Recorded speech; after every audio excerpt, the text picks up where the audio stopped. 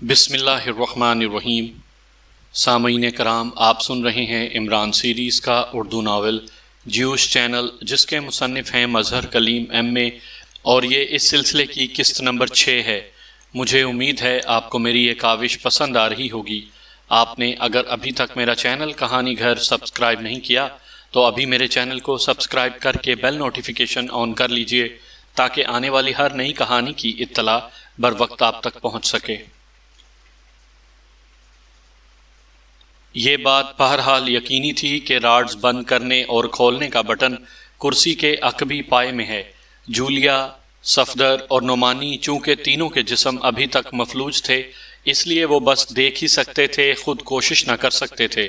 اور پھر تھوڑی دیر ہی گزری تھی کہ اچانک باہر سے تیز قدموں کی آواز سنائی دی اور وہ چاروں چونک کر دروازے کی طرف دیکھنے لگے۔ دوسرے لمحے 4 مسلح افراد تیزی سے اندر داخل ہوئے، اور پھر اس سے پہلے کہ مزید کوئی بات ہوتی، ان میں سے ایک نے اپنا ہاتھ جھٹکا اور اس کے ہاتھ سے نکل کر کوئی چیز جولیا اور اس کے ساتھیوں کے سامنے فرش پر گری۔ چٹک کی آواز سنائی دی اور اس کے ساتھ ہی ان چاروں کے سر ڈھلکتے چلے گئے۔ وہ ایک لمحے کے 1000ویں حصے میں دوبارہ بے ہوش ہو چکے تھے۔ لارڈ بوف مین اپنے آفس میں موجود تھے کہ فون کی گھنٹی بج اٹھی۔ انہوں نے ہاتھ بڑھا کر ریسیور اٹھا لیا۔ یس، لارڈ بوف مین نے کہا۔ کلیسر بول رہا ہوں سر۔ دوسری طرف سے کلیسر کی مسکراتی ہوئی پرجوش سی آواز سنائی دی۔ اوہ، کیا رپورٹ ہے؟ لارڈ بوف مین نے چونک کر کہا۔ کامیابی سر، اس وقت پاکیشیا سیکرٹ سروس کے تینوں گروپ ہماری تحویل میں ہیں۔ دوسری طرف سے کلیسر نے مسرت بھرے لہجے میں کہا۔ زندہ یا مردہ؟ لارڈ بوف مین نے تیز لہجے میں پوچھا۔ فی الحال تو وہ زندہ ہیں، لیکن میں نے انہیں طویل عرصے کے لیے بے ہوش کرا دیا ہے، کلیسر نے جواب دیا۔ کیوں؟ انہیں فوراً ہلاک کر دو۔ یہ انتہائی خطرناک لوگ ہیں، لارڈ بوف مین نے کہا۔ اب یہ خطرناک نہیں ہے جناب، کیچووں سے بھی بدتر حالت میں ہیں۔ میں نے ان کو بے ہوش کرنے کا انجیکشن لگانے کے ساتھ ساتھ ایسے انجیکشن بھی لگوائے ہیں کہ اب ان کے لیے حرکت کرنا بھی مشکل ہو جائے، کلیسر نے جواب دیا۔ لیکن تم انہیں زندہ رکھنے پر کیوں مصر ہو؟ اس کی کیا وجہ ہے؟ تم انہیں ہلاک کر دو تاکہ میں صدر صاحب کو کامیابی کی رپورٹ دے سکوں، لارڈ بوف مین نے تیز لہجے میں کہا۔ جناب، آپ ابھی صدر صاحب کو اطلاع نہ دیں، میں انہیں GP5 اور ریڈ اتھارٹی کی تحویل سے نکال لایا ہوں، اس لیے ہم ابھی 1-2 روز تک ان کے بارے میں لا علمی کا اظہار ہی کرتے رہیں گے، ورنہ GP5 اور ریڈ اتھارٹی کے چیف صاحبان صدر صاحب کو بتا دیں گے کہ ہم نے ان کے شکار ان سے چھینے ہیں۔ جب وہ انہیں تلاش کر کے تھک جائیں گے تو پھر ہم اچانک انہیں سامنے لائیں گے کہ ہم نے انہیں از خود ٹریس کر کے پکڑا ہے۔ اس طرح مکمل کریڈٹ آپ کو اور جیوش چینل کو ملے گا، کلیسر نے جواب دیتے ہوئے کہا۔ لیکن انہیں ہلاک تو کر دو، 1-2 روز تک انہیں زندہ رکھنا حماقت ہے، لارڈ بوف مین نے کہا۔ سر، اگر انہیں فوری ہلاک کر دیا گیا اور پھر 2 روز بعد ان کی لاشیں سامنے لائی گئیں تو فوراً سب کو معلوم ہو جائے گا کہ انہیں 2 روز پہلے ہلاک کیا گیا تھا۔ اس طرح سارے معاملات مشکوک ہو جائیں گے، کلیسر نے جواب دیا۔ او ہاں، واقعی تمہارا ذہن ان معاملات میں خوب کام کرتا ہے، میرا تو اس پہلو پر خیال ہی نہیں گیا تھا۔ لیکن تم نے یہ کام کیا کیسے؟ مجھے تفصیل بتاؤ، لارڈ بوف مین نے کہا۔ جناب، مجھے معلوم تھا کہ GP5 نے عمران کے 4 ساتھیوں کو کہاں رکھا ہوا ہے۔ کرنل ڈیوڈ کا نمبر 2 راسٹر وہاں موجود تھا۔ پھر مجھے اطلاع ملی کہ راسٹر عمران کو ریڈ اتھارٹی سے حاصل کرنا چاہتا ہے تاکہ وہ کریڈٹ لے سکے، لیکن باوجود کوشش کے اسے یہ معلوم نہ ہو سکا تھا کہ ریڈ اتھارٹی نے عمران کو کہاں رکھا ہوا ہے۔ میں نے اپنے آدمی وہاں ریڈ کرنے اور ان تینوں کو وہاں سے نکالنے کے لیے بھیج دیے۔ ادھر چونکہ مجھے ریڈ اتھارٹی کے اس اسپیشل پوائنٹ کا بھی علم تھا اور گو کرنل پائک بھی وہاں موجود تھا، لیکن میں نے اپنے آدمیوں کو حکم دے دیا کہ وہ وہاں پہلے انتہائی زود اثر بے ہوش کرنے والی گیس فائر کریں اور پھر وہاں موجود قیدیوں کو لے آئیں، باقی کسی آدمی کو کچھ نہ کہا جائے۔ پھر مجھے جو رپورٹ ملی اس کے مطابق GP5 والا پوائنٹ خالی تھا، راسٹر اور اس کے آدمی وہاں موجود نہ تھے، البتہ وہ چاروں وہاں موجود تھے۔ ہمارے آدمیوں نے انہیں بے ہوش کیا اور آسانی سے انہیں وہاں سے نکال لائے۔ ادھر میرے آدمیوں نے ریڈ اتھارٹی کے اسپیشل پوائنٹ پر کام کیا اور وہاں موجود کرنل پائک سمیت سب کو بے ہوش کر کے وہ وہاں سے عمران کے ساتھ ساتھ 5 ایکریمیوں کو بھی نکال لائے۔ میں اس پوائنٹ پر پہلے سے موجود تھا جہاں انہیں لے آنے کا میں نے حکم دیا تھا، اس لیے میں نے اپنے ہاتھ سے انہیں بے ہوش کر دینے والے اور بے حس کرنے والے انجیکشن لگائے اور انہیں ایک مخصوص تہہ خانے میں بند کر کے وہاں سے واپس ہیڈ کوارٹر آ گیا اور اب آپ کو کال کر رہا ہوں، کلیسر نے تفصیل بتاتے ہوئے کہا۔ لیکن کہیں کرنل پائک اور کرنل ڈیوڈ کو یہ معلوم نہ ہو جائے کہ یہ کارروائی ہم نے کی ہے، لارڈ بوفمین نے کہا۔ نہیں جناب، انہیں کیسے معلوم ہو سکتا ہے؟ وہ یہی سمجھیں گے کہ پاکیشیا سیکرٹ سروس کے ساتھی انہیں چھڑوا کر لے گئے ہیں، کیونکہ ہم تو خاموش رہیں گے اور جس پوائنٹ پر یہ لوگ موجود ہوں گے اس کے بارے میں سوائے میرے اور کسی کو بھی معلوم نہیں ہے، کلیسر نے جواب دیتے ہوئے کہا۔ وہاں تم نے حفاظت کا انتظام بھی کیا ہے یا نہیں؟ لارڈ بوفمین نے چونک کر پوچھا۔ یس سر، میرے خصوصی بااعتماد 4 آدمی وہاں موجود ہیں، لیکن اصل بات یہ ہے کہ اول تو انہیں 2 روز تک ہوش ہی نہیں آئے گا، اور اگر ہوش آ بھی گیا تب بھی وہ حرکت نہیں کر سکیں گے، اس لیے ان کی طرف سے مجھے قطعاً کوئی فکر نہیں ہے، کلیسر نے جواب دیا۔ اوکے ٹھیک ہے، لارڈ بوفمین نے اس بار مطمئن لہجے میں کہا، اور اس کے ساتھ ہی اس نے ریسیور رکھ دیا۔ اسے یقین آ گیا تھا کہ اب پاکیشیا سیکرٹ سروس کے خاتمے کا کریڈٹ جیوش چینل کو ہی ملے گا۔ کرنل ڈیوڈ اپنے آفس میں بڑی بے چینی کے عالم میں ٹہل رہا تھا، اور اس کی بے چینی کی وجہ اس کا نمبر 2 راسٹر تھا، جس نے کچھ دیر پہلے اسے فون کر کے کہا تھا کہ وہ خود آ کر انہیں انتہائی شاندار خوشخبری سنائے گا، اور پھر اس سے پہلے کہ کرنل ڈیوڈ مزید کچھ معلوم کرتا، لائن منقطع ہو گئی تھی، اور چونکہ کرنل ڈیوڈ کو یہ معلوم ہی نہ تھا کہ راسٹر کہاں سے بول رہا تھا، اس لیے وہ اس سے دوبارہ خود رابطہ نہیں کر سکتا تھا، اس لیے اب وہ اس کی آمد کے انتظار میں بے چینی سے ٹہل رہا تھا۔ راسٹر نے شاندار خوشخبری کے الفاظ استعمال کیے تھے، اس لیے کرنل ڈیوڈ کو یقین تھا کہ راسٹر عمران اور اس کے ساتھیوں کو ہلاک کرنے میں کامیاب ہو گیا ہے، اور ظاہر ہے یہ واقعی اس کے لیے انتہائی شاندار خوشخبری تھی۔ ٹہلتے ٹہلتے جب وہ تھک گیا تو آرام دہ کرسی پر آ کر بیٹھ گیا۔ نان سینس، کہاں رہ گیا احمق آدمی، نہ جانے پیدل چل کر آ رہا ہے، نان سینس، کرنل ڈیوڈ نے کرسی پر بیٹھتے ہی بڑبڑاتے ہوئے کہا۔ لیکن اسی لمحے دروازہ کھلا اور راسٹر اندر داخل ہوا اور اس نے بڑے مودبانہ انداز میں سلام کیا۔ او اتنی دیر، کیا پیدل آ رہے تھے نان سینس؟ کرنل ڈیوڈ سلام کا جواب دینے کے بجائے الٹا اس پر چڑھ دوڑا تھا۔ وہ شاندار کامیابی کے پیچھے بھاگتا رہا ہوں سر، راسٹر نے منہ بناتے ہوئے جواب دیا تو کرنل ڈیوڈ بے اختیار اچھل پڑا۔ کیا مطلب؟ کیا کہہ رہے ہو؟ کیا ہوا ہے؟ کیا عمران اور اس کے ساتھی ہلاک ہوئے ہیں یا نہیں؟ اور کہاں ہیں وہ؟ جلدی بتاؤ، کرنل ڈیوڈ نے تیز لہجے میں کہا۔ معلوم نہیں جناب کہ وہ کہاں ہوں گے، بہرحال میرے آدمی انہیں تلاش کر رہے ہیں، جلد ہی ان کا پتہ چل جائے گا، راسٹر نے جواب دیا تو کرنل ڈیوڈ کا چہرہ غصے کی شدت سے بگڑنے لگ گیا۔ اور تم نے وہ شاندار کامیابی کی بات کی تھی، بولو کیوں کی تھی؟ کرنل ڈیوڈ نے یک لخت پھٹ پڑنے والے لہجے میں کہا۔ جناب، میں نے درست کہا تھا، مگر وہ شاندار ہی ہاتھ نہ لگ سکا، الٹا وہ کامیابی بھی ہاتھ سے پھسل کر غائب ہو گئی، راسٹر نے منہ بناتے ہوئے جواب دیا تو کرنل ڈیوڈ اس طرح اسے دیکھنے لگا جیسے زندگی میں پہلی بار کسی انسان کو دیکھ رہا ہو۔ تمہاری یہ جرت کہ تم مجھ سے مذاق کرو؟ مجھ سے؟ کرنل ڈیوڈ سے؟ کرنل ڈیوڈ کی حالت دیکھنے والی ہو رہی تھی۔ اس نے بجلی کسی تیزی سے دراز کھولی اور پھر دراز میں موجود ریوالور اٹھا کر اس نے اسے جیسے ہی سیدھا کیا وہ بے اختیار چونک پڑا، کیونکہ راسٹر غائب ہو چکا تھا۔ کیا مطلب؟ یہ کہاں غائب ہو گیا؟ کیا مطلب؟ کیا یہ کوئی بھوت تھا؟ کیا مطلب؟ کرنل ڈیوڈ کے لہجے میں بے پناہ حیرت تھی۔ جناب، میں میز کی اوٹ میں ہوں، جان کی امان پاؤں تو اٹھ کر کھڑا ہو جاؤں۔ اچانک میز کی دوسری طرف سے راسٹر کی منمناتی ہوئی سی آواز سنائی دی تو کرنل ڈیوڈ نے بے اختیار ایک طویل سانس لیا۔ اٹھو، کرنل ڈیوڈ نے دھاڑتے ہوئے لہجے میں کہا۔ جان کی امان مل چکی ہے جناب یا نہیں؟ اور اگر نہیں ملی تو پھر میں میز کے نیچے بھی گھس سکتا ہوں، راسٹر کی آواز سنائی دی۔ میں کہہ رہا ہوں اٹھو نانسنس، یہ کیا مذاق ہے؟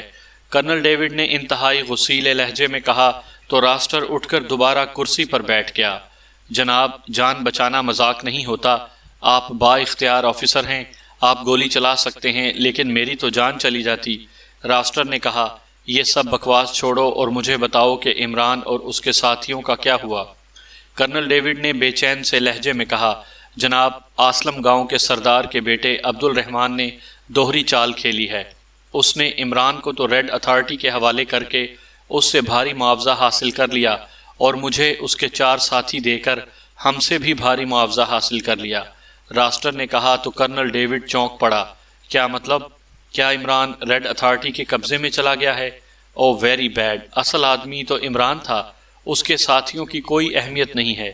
کرنل ڈیوڈ نے ہونٹ بھینچتے ہوئے کہا، جناب، میں عمران کے ساتھیوں کو اپنے خصوصی پوائنٹ پر بے بس کر کے خود ریڈ اتھارٹی کے اسپیشل پوائنٹ پر گیا تاکہ وہاں سے کسی طرح عمران کو نکال کر لے آ سکوں، تاکہ عمران اور اس کے ساتھیوں کی گرفتاری کا کریڈٹ آپ کو مل سکے، جبکہ ہم نے اس کا انتظام بھی کر لیا تھا۔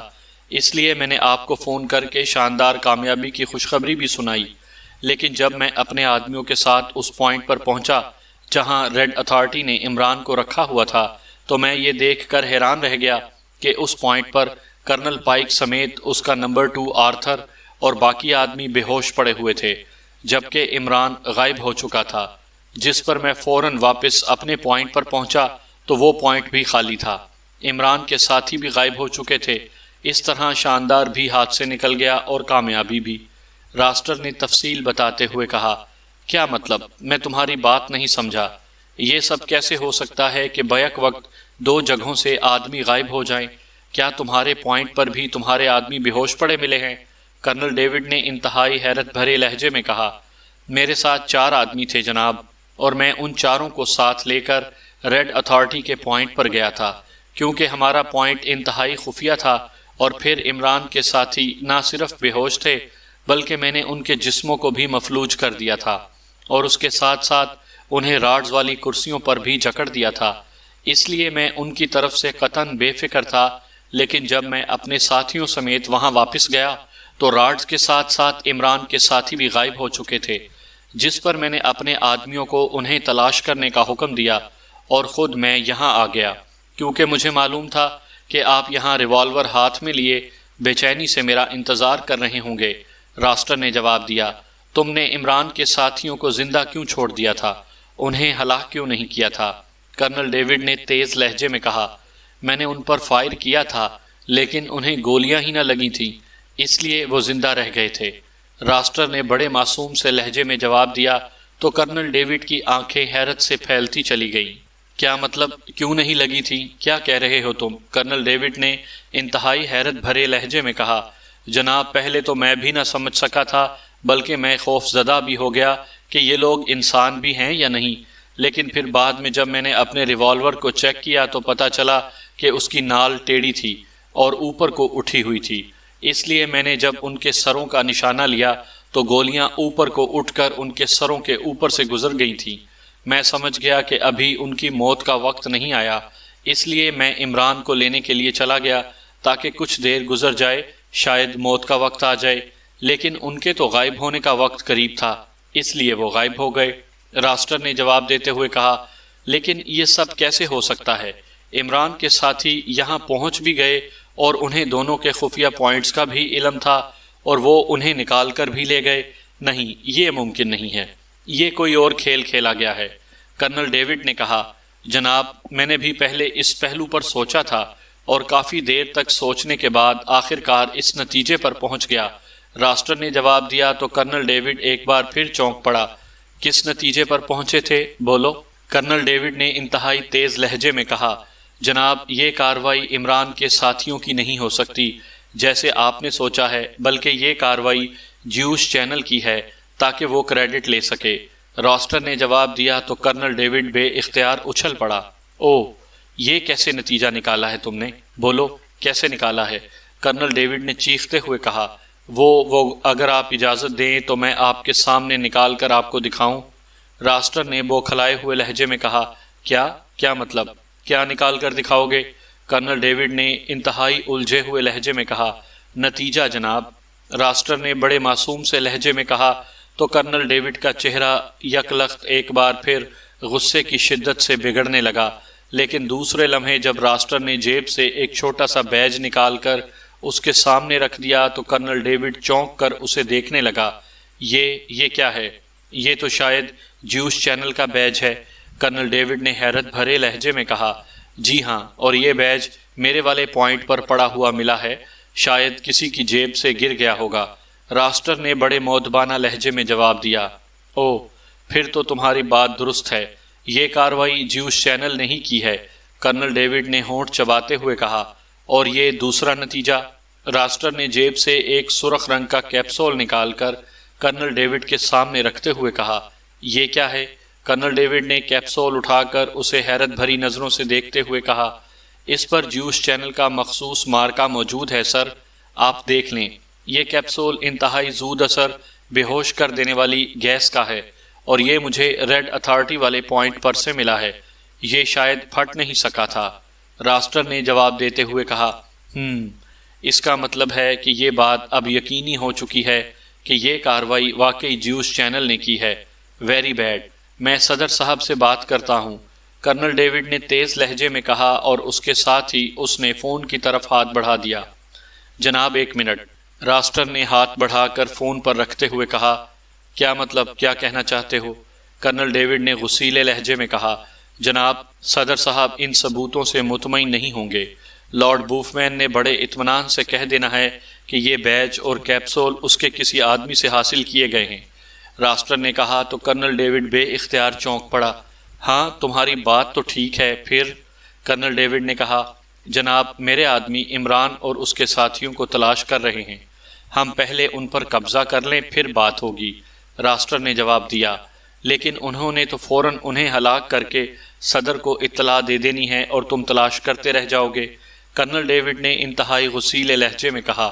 نہیں جناب، مجھے یقین ہے کہ وہ 2-3 روز تک انہیں سامنے نہیں لائیں گے، راسٹر نے اس بار سنجیدہ لہجے میں جواب دیا۔ کیوں؟ کرنل ڈیوڈ نے حیرت بھرے لہجے میں کہا۔ جناب، کرنل پائک چونکہ وہاں پوائنٹ پر خود موجود تھے اور وہ بے ہوش کر دیے گئے تھے، اس لیے لا محالہ وہ صدر صاحب سے یہ بات کریں گے، گو انہیں شاید یہ تو معلوم نہ ہو سکے کہ ان کے ساتھ کیا واردات ہوئی ہے اور کس نے کی ہے، لیکن بہرحال وہ اطلاع ضرور دیں گے، اور ہو سکتا ہے کہ وہ صدر صاحب کو یہ بتائیں کہ عمران کے ساتھیوں نے یہ کام کیا ہے۔ ایسی صورت میں اگر جیوش چینل فوری طور پر عمران اور اس کے ساتھیوں کے سامنے لے آئی تو پھر لامحالہ یہ بات کھل جائے گی، راسٹر نے جواب دیا۔ او ویری گڈ، تمہاری ذہانت کا جواب نہیں، بعض اوقات تو مجھے محسوس ہوتا ہے کہ تم کہیں عمران تو نہیں ہو، وہ بھی ایسی ہی ذہانت کا مظاہرہ کرتا ہے، کرنل ڈیوڈ نے تحسین آمیز لہجے میں کہا۔ جناب، میری ذہانت تو آپ کی وجہ سے ہے، راسٹر نے مسکراتے ہوئے جواب دیا۔ ہاں، تم ٹھیک کہہ رہے ہو، کیونکہ تم میرے ماتحت ہو، لیکن اب تم عمران اور اس کے ساتھیوں کو کہاں تلاش کرو گے؟ کیا تمہارا کوئی آدمی جیوش چینل میں موجود نہیں ہے؟ کرنل ڈیوڈ نے کہا۔ ہیں، اور میں نے ان کے ذمے یہ کام لگا دیا ہے، لیکن میرا خیال ہے کہ شاید ہی وہ کامیاب ہو سکیں، راسٹر نے کہا تو کرنل ڈیوڈ بے اختیار اچھل پڑا۔ کیا مطلب؟ کیوں کامیاب نہیں ہو سکیں گے؟ کرنل ڈیوڈ نے حیرت بھرے لہجے میں کہا۔ لارڈ صاحب کا نمبر 2 کلیسر بے حد تیز ترار آدمی ہے، اور مجھے یقین ہے کہ یہ ساری کارروائی کلیسر کی ہے، اس کے آدمی GP5 اور ریڈ اتھارٹی دونوں میں ہیں، اور اس نے لا محالہ اس بات کا خیال رکھا ہوگا کہ عمران اور اس کے ساتھیوں کو ایسی جگہ چھپایا جائے جس کا علم جیوش چینل کے آدمیوں کو بھی نہ ہو، کیونکہ یہ بات وہ بھی جانتا ہوگا کہ جس طرح اس کے آدمی ہماری ایجنسی میں ہیں، اسی طرح ہمارے آدمی بھی اس کی ایجنسی میں ہو سکتے ہیں، راسٹر نے کہا۔ تو پھر اس کلیسر کو اغوا کراؤ، میں اس کی ہڈیوں سے بھی وہ جگہ اگلوا لوں گا، کرنل ڈیوڈ نے بڑے جوشیلے انداز میں میز پر مکہ مارتے ہوئے کہا۔ آپ بے فکر رہیں جناب، اس کی ضرورت ہی پیش نہیں آئے گی، کلیسر اگر یہ سمجھتا ہے کہ وہ ایکریمیا کا بہت بڑا ایجنٹ ہے تو مجھے بھی آپ کا ماتحت ہونے پر فخر ہے، میں عمران اور اس کے ساتھیوں کو اس طرح اس کے قبضے سے نکال لاؤں گا کہ وہ اپنا منہ بھی دیکھنے کے قابل نہ رہے گا، راسٹر نے بڑے اعتماد بھرے لہجے میں کہا۔ گڈ، مجھے تم پر فخر ہے، ویری گڈ، کرنل ڈیوڈ نے کہا، لیکن ایک شرط ہے جناب، راسٹر نے کہا تو کرنل ڈیوڈ ایک بار پھر چونک پڑا۔ شرط؟ کیسی شرط؟ کرنل ڈیوڈ نے چونک کر کہا۔ یہی کہ آپ مجھے مستقل جان کی امان دے دیں، ورنہ کسی بھی وقت اگر میں فوراً میز کی اوٹ میں نہ چھپ سکا تو میں بے موت مارا جاؤں گا۔ راسٹر نے بڑے معصوم سے لہجے میں کہا تو کرنل ڈیوڈ جیسا آدمی بھی اس کی بات پر بے اختیار ہنس پڑا۔ یو نان سینس، تم مجھے غصہ نہ دلایا کرو ورنہ میں واقعی کسی روز تمہیں گولی مار دوں گا۔ کرنل ڈیوڈ نے ہنستے ہوئے کہا، یہ میرے لیے اعزاز ہوگا جناب۔ راسٹر نے اٹھتے ہوئے کہا اور پھر سلام کر کے وہ تیزی سے مڑا اور کمرے سے باہر چلا گیا، اور کرنل ڈیوڈ اپنے مزاج کے خلاف کافی دیر تک بیٹھا مسکراتا رہا۔ عمران کی آنکھیں کھلیں تو پہلے تو کافی دیر تک اس کی آنکھوں کے سامنے دھند سی چھائی رہی، پھر آہستہ آہستہ یہ دھند صاف ہوتی چلی گئی۔ عمران کا شعور بیدار ہونا شروع ہو گیا۔ اس نے لاشعوری طور پر اپنے جسم کو سمیٹنا چاہا تو اس کے ذہن کو جھٹکا سا لگا، کیونکہ اس کے جسم کے سمٹنے کی رفتار بے حد سست تھی۔ اسے یوں محسوس ہو رہا تھا جیسے اس کا جسم کسی دلدل میں پھنسا ہوا ہو اور اب پورا زور ڈالنے کے باوجود وہ باہر نہ نکل پا رہا ہو۔ لیکن اس جھٹکے کی وجہ سے اس کے ذہن پر چھایا ہوا باقی ماندہ غبار بھی صاف ہو گیا، اور اس کے ساتھ ہی اس کے ذہن میں سابقہ مناظر کسی فلم کی طرح گھوم گئے۔ اب کرنل پائک صدر سے بات کرنے کے لیے تہہ خانے سے باہر چلا گیا تھا، اور اس کا نائب آرتھر اپنے مسلح آدمیوں کے ساتھ وہاں موجود تھا، جہاں عمران راڈز میں جکڑا ہوا موجود تھا کہ اچانک عمران کو اپنا ذہن تیزی سے گھومتا ہوا محسوس ہوا، اور اس کے ساتھ ہی اس نے آرتھر اور اس کے ساتھیوں کو بھی لڑکھڑاتے ہوئے دیکھا تھا، اور پھر اس کا ذہن بھی جیسے تاریکی میں ڈوب گیا تھا، اور اب اسے دوبارہ ہوش آیا تھا۔ اس نے سر گھما کر ادھر ادھر دیکھا، اور پھر وہ یہ دیکھ کر حیران رہ گیا کہ وہ ایک چھوٹے سے کمرے کے فرش پر پڑا ہوا تھا۔ کمرے میں ہلکی پاور کا بلب جل رہا تھا، جس کی وجہ سے وہاں کمزور سی روشنی ہو رہی تھی۔ اس نے اٹھ کر بیٹھنے کی کوشش کی، لیکن اسے محسوس ہوا کہ اس کے جسم میں حرکت بے حد سست ہے، لیکن اس نے اپنی کوشش جاری رکھی، اور پھر آہستہ آہستہ اٹھ کر بیٹھ جانے میں آخر کار کامیاب ہو گیا۔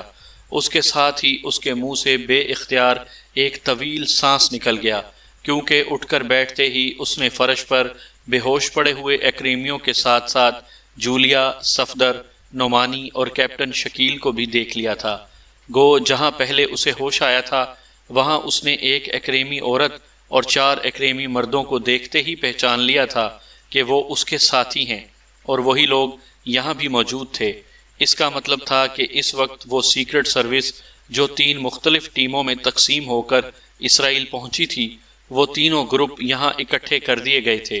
حالانکہ پہلے جہاں عمران کو ہوش آیا تھا اور جہاں کرنل پائک نے اس سے باتیں کی تھیں، وہاں اس کی ٹیم کے ساتھی جولیا، صفدر، نعمانی اور کیپٹن شکیل موجود نہ تھے، اور اسے بتایا گیا تھا کہ اس کے ساتھیوں کو آسلم گاؤں کے سردار کے بیٹے عبد الرحمن نے GP5 کے حوالے کر دیا ہے۔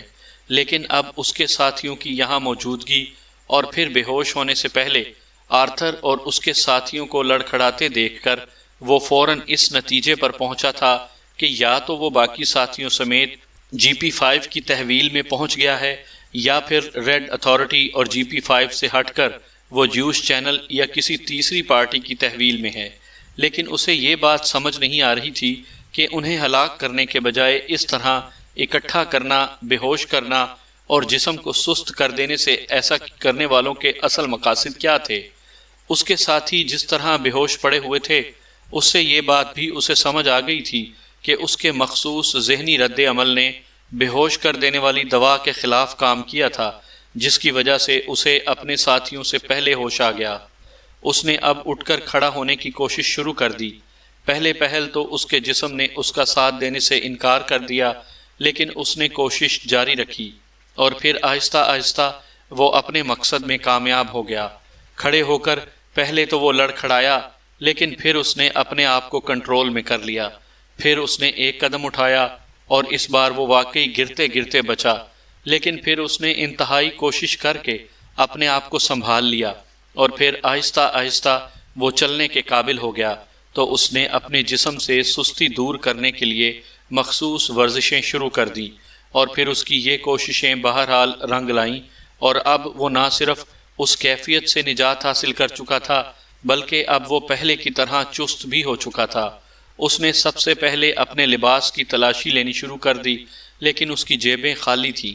پھر اس نے اپنے ساتھیوں کے لباسوں کی تلاشی لینی شروع کر دی، اور پھر تنویر کے کوٹ کی خفیہ جیب سے وہ ایک باریک لیکن تیز دھار خنجر برآمد کرنے میں کامیاب ہو گیا۔ اس نے خنجر ہاتھ میں لے کر باری باری اپنے ساتھیوں کی گردنوں کے عقبی حصے میں مخصوص انداز میں کٹ لگا کر خون نکالنے اور ان کی بے ہوشی اور اعصاب کی سستی دور کرنا شروع کر دی۔ تھوڑی دیر بعد اس کی یہ کارروائی اس کی توقع کے عین مطابق کامیاب ثابت ہوئی، اور آہستہ آہستہ ایک ایک کر کے اس کے سارے ساتھی ہوش میں آتے چلے گئے۔ ہوش میں آنے کے بعد عمران نے انہیں اٹھا کر کھڑا ہونے میں مدد دی، اور پھر ان سے چند لمحے مخصوص ورزشیں کرائیں۔ چونکہ مخصوص کٹ سے خون نکلنے کی وجہ سے ان کے اعصاب میں موجود جمود خود بخود ختم ہو گیا تھا، اور اعصاب کو قدرتی طور پر تحریک مل گئی تھی، اس لیے عمران کی نسبت اس کے ساتھی جلد ہی فٹ ہو گئے۔ اس بار بھی گروپ بنا کر کارروائی کرنے کا تجربہ ناکام رہا ہے۔ صفدر نے مسکراتے ہوئے کہا، اس بار تو واقعی کمال ہو گیا ہے کہ ہمارا آپس میں رابطہ ہی نہیں تھا، اس کے باوجود یہاں ہم سب اکٹھے ہو گئے ہیں۔ خاور نے کہا، میرا خیال ہے کہ بزرگوں کا یہ قول ہم سب پر 100% صادق آتا ہے کہ گروہوں میں نہ بٹ جاؤ، اس طرح تم تقسیم ہو کر کمزور ہو جاؤ گے۔ بہرحال اب چونکہ ہم سب اکٹھے ہو گئے ہیں، اس لیے اب آئندہ ہماری جد و جہد بھی مشترکہ ہوگی۔ عمران نے مسکراتے ہوئے کہا، اور اس کے ساتھ ہی وہ اس چھوٹے سے کمرے کے دروازے کی طرف بڑھ گیا۔ اس نے دروازے کو کھولنے کی کوشش کی تو دروازہ کھلتا چلا گیا۔ عمران نے مڑ کر اپنے ہونٹوں پر انگلی رکھ کر سب کو بولنے سے منع کر دیا، اور پھر آہستہ سے دروازہ کھول کر باہر راہداری میں آ گیا۔ اس کے ساتھی بھی احتیاط سے چلتے ہوئے باہر آ گئے۔ راہداری کا اختتام ایک دروازے پر ہوا تھا۔ اسی لمحے فون کی گھنٹی بجنے کی آواز دروازے کی دوسری طرف سے سنائی دی تو وہ سب ٹھٹک کر رک گئے۔ سٹاچو بول رہا ہوں، ایک مردانہ آواز سنائی دی۔ باس، دیکھنا کیا ہے؟ وہ سب بے ہوش اور بے حس و حرکت پڑے ہوئے ہیں۔ چند لمحوں بعد سٹاچو کی آواز دوبارہ سنائی دی، یس باس۔ دوسری طرف کی بات سن کر اس سٹاچو نے مؤدبانہ لہجے میں کہا، اور اس کے ساتھ ہی ریسیور کریڈل پر رکھے جانے کے بجائے علیحدہ رکھے جانے کی مخصوص آواز سنائی دی، اور اس کے ساتھ ہی کرسی کھسکنے کی آواز سنائی دی، اور پھر قدموں کی آوازیں اس دروازے کی طرف آتی سنائی دیں جس کے پیچھے عمران سمیت پاکیشیا سیکرٹ سروس کی پوری ٹیم موجود تھی۔ عمران نے تیزی سے مڑ کر اپنے ساتھیوں کو ہاتھ سے مخصوص اشارہ کیا، اور ان سب نے اثبات میں سر ہلا دیے۔ چند لمحوں بعد دروازہ کھلا، اور ایک آدمی تیزی سے اندر داخل ہوا ہی تھا کہ عمران کے ساتھ کھڑا ہوا چوہان کسی بھوکے عقاب کی طرح اس پر جھپٹ پڑا۔ عمران نے مخصوص اشارے سے اپنے ساتھیوں کو بتا دیا تھا کہ اس آدمی کو آواز نکالنے کا موقع نہیں ملنا چاہیے، کیونکہ ساتھ ہی کمرے میں فون ہولڈ پر پڑا ہوا ہے، اور آواز دوسری طرف جا سکتی تھی، اور اس کے ساتھ ساتھ اسے ہلاک بھی نہ کیا جائے۔ اس لیے چوہان نے اچانک اس پر جھپٹتے ہوئے ایک ہاتھ سے اس کا منہ بند کر دیا تھا، اور دوسرے ہاتھ سے اس کو گھسیٹ کر ایک طرف کر دیا تھا، جبکہ عمران تیزی سے لیکن محتاط قدموں سے چلتا ہوا کمرے میں داخل ہوا۔ اس کے ساتھی بھی محتاط انداز میں اس کے پیچھے تھے۔ عمران نے آگے بڑھ کر فون پیس پر اپنا ہاتھ رکھ دیا تاکہ اس کے ساتھیوں کے قدموں کی آوازیں بھی دوسری طرف سنائی نہ دیں۔ اس کے ساتھ ہی اس نے اپنے ساتھیوں کو باہر جا کر چیکنگ کرنے کا اشارہ کر دیا تھا۔ چند لمحوں بعد چوہان بھی کمرے میں داخل ہوا تو اس نے اشارہ کر کے بتا دیا کہ سٹاچو کو بے ہوش کر کے وہ راہداری میں ہی لٹا آیا ہے۔ عمران نے اثبات میں سر ہلا دیا، اور پھر ریسیور سے ہاتھ اٹھا کر اس نے ریسیور کان سے لگا لیا۔ ہیلو باس، عمران کے منہ سے سٹاچو کی آواز سنائی دی۔ یس، کیا رپورٹ ہے؟ دوسری طرف سے ایک مردانہ آواز سنائی دی، اور عمران یہ آواز سنتے ہی بے اختیار چونک پڑا۔ اس کی آنکھوں میں چمک سی آ گئی۔ وہ بدستور بے ہوش پڑے ہیں باس، عمران نے جواب دیا۔ اوکے، پوری طرح محتاط رہنا، جی پی 5 اور ریڈ اتھارٹی ان کی تلاش میں ہوگی، دوسری طرف سے کہا گیا۔ یس باس، عمران نے جواب دیا۔ تو دوسری طرف سے رابطہ ختم ہو گیا تو عمران نے ریسیور رکھ دیا۔ تو کلیسر اب اسرائیل پہنچ چکا ہے، عمران نے بڑبڑاتے ہوئے کہا۔ اسی لمحے صفدر اور جولیا اندر داخل ہوئے۔ یہ تو چھوٹا سا مکان ہے جس کے گرد دور دور تک کوئی آبادی نہیں ہے، اور اس آدمی کے علاوہ یہاں اور کوئی آدمی بھی نہیں ہے، البتہ ایک کمرے میں جدید اسلحہ موجود ہے۔ جولیا نے اندر داخل ہو کر کہا، اس اسٹیچو کو اٹھا لاؤ، اب اس سے پوچھ گچھ کرنا پڑے گی تاکہ تازہ ترین حالات کا علم ہو سکے۔ ویسے میرا خیال ہے کہ ہم جیوش چینل کی تحویل میں ہیں۔ اور دوسری طرف سے بولنے والا کلیسر تھا۔ میں اس کی مخصوص آواز اچھی طرح پہچانتا ہوں، انتہائی تیز ترار اور ذہین ایکریمی ایجنٹ ہے۔ عمران نے کہا، او، کلیسر کو تو میں بھی جانتا ہوں، ایک بار میرا اس سے ٹکراؤ ہو چکا ہے، صفدر نے کہا، اور عمران نے اثبات میں سر ہلا دیا۔